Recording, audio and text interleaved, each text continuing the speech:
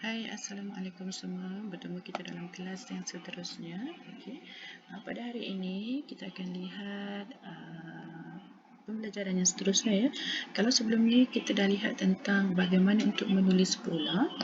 Hari ini kita akan lihat contoh pola yang biasa dijumpai, yang biasa kita jumpa dalam matematik lah. Okey. So saya teruskan ya. 3 jenis pola ya hari ini yang akan kita belajar. Okey, yang biasa kita jumpa adalah yang pertama nombor genap dan nombor ganjil. Okey, yang ni saya rasa saya tak perlu perkenalkan dah. Kamu dah biasa kan dengan nombor genap dan nombor ganjil. Okey. Nombor genap dengan nombor ganjil ni memang kamu selalu jumpa kat dalam matematik. Okey. So saya mulakan dengan nombor genap. Okey, biasanya nombor genap dia akan bermula dengan nombor berapa? Nombor genap biasa memang akan mula dengan nombor 2 lah. Okey, kemudian 4, 6, 8, 10 dan seterusnya. Okey. Ciri-ciri nombor genap ni adalah kamu boleh bahagi dengan 2 tanpa kamu mendapat baki. Okey. Dan kalau kamu perhatikan pola nombor genap ni sebenarnya adalah okey, 2 nak jadi 4 kamu buat apa? Tambah 2. 4 nak jadi 6 kamu buat apa? Tambah 2. 6 nak jadi 8 pun kamu tambah 2 dan seterusnya lah. Okey. Jadi kalau saya tanya kamu pola untuk nombor genap apa dia? Menambah nombor sebelumnya dengan 2. Okey. So itu nombor genap. Okey. Nombor ganjil pun saya rasa kamu dah biasa lihat. Okey, nombor ganjil okey, mula dengan berapa?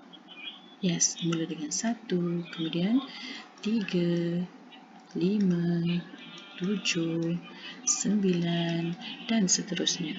Okey, kalau saya suruh kamu sambung, lepas 9 apa? 11, 13, okey.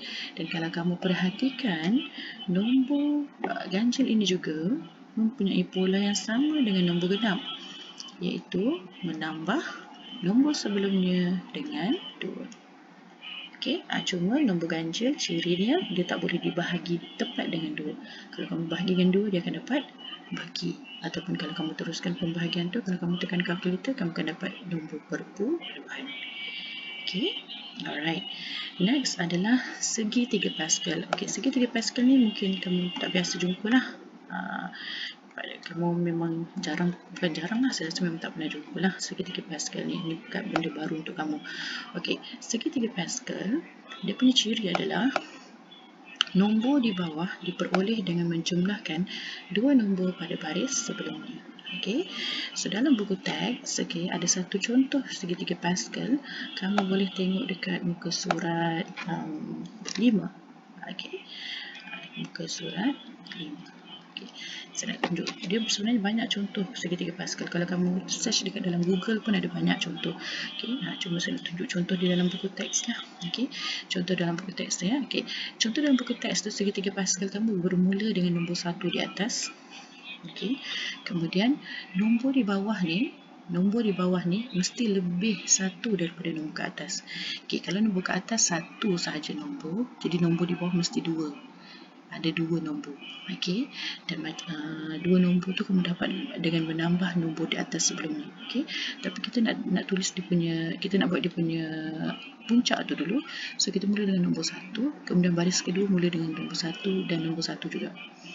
Okey, so kalau kamu masih tak nampak, saya teruskan lagi. Okey, kemudian nombor seterusnya, kalau sini 2, jadi kat sini nombor yang bawah ni baris yang ketiga 3 nombor. Mula dengan 1 di depan, 1 di belakang. Nombor kat tengah-tengah ni kamu dapat dengan menambah nombor di atas. Okey, so saya tambah 2 nombor kat atas ni. Nombor kat atas adalah 1, 1. So 1 tambah 1 dapat berapa? 2. Okey, saya teruskan lagi. Okey, baris ketiga ada 3 nombor, jadi saya nak buat baris keempat, so ada 4 nombor. Tapi mesti mula dengan nombor 1, berakhir dengan nombor 1. Okey, jadi ada 2 lagi nombor yang saya tak dapat kat sini. Okey, jadi nak dapatkan 2 nombor lagi tu, okey, so saya tambah 2 nombor di atas. 1 tambah 2 dapat 3. Okey, sama juga dengan kat sini. 2 tambah 1 dapat 3. Okey, saya teruskan lagi. Okey, saya nak buat baris yang kelima. 1, 2, 3, 4. Nak buat baris yang kelima. Mula dengan 1, berakhir dengan 1, Okey, kalau baris keempat ada 4 nombor, baris kelima mesti ada 5 nombor. Okey, saya baru letak 2 nombor. Jadi nak dapatkan lagi 3 nombor tu, kita tambah 2 nombor di atas. 1 tambah 3, 4. 3 tambah 3, 4. 3 tambah 1, 4. Kemudian nampak pattern dia. Okey, saya teruskan lagi. Okey, mula dengan 1, ini baris yang ke-6 ya. Jadi mula dengan 1, berakhir dengan 1. Okey, ada 6 nombor, sepatutnya saya baru dapat 2 nombor, 1 dan 1. Okey, jadi 4 nombor lagi. 1 tambah 4, 5. 4 tambah 4, 8. 4 tambah 4, 8. 4 tambah 1, 5.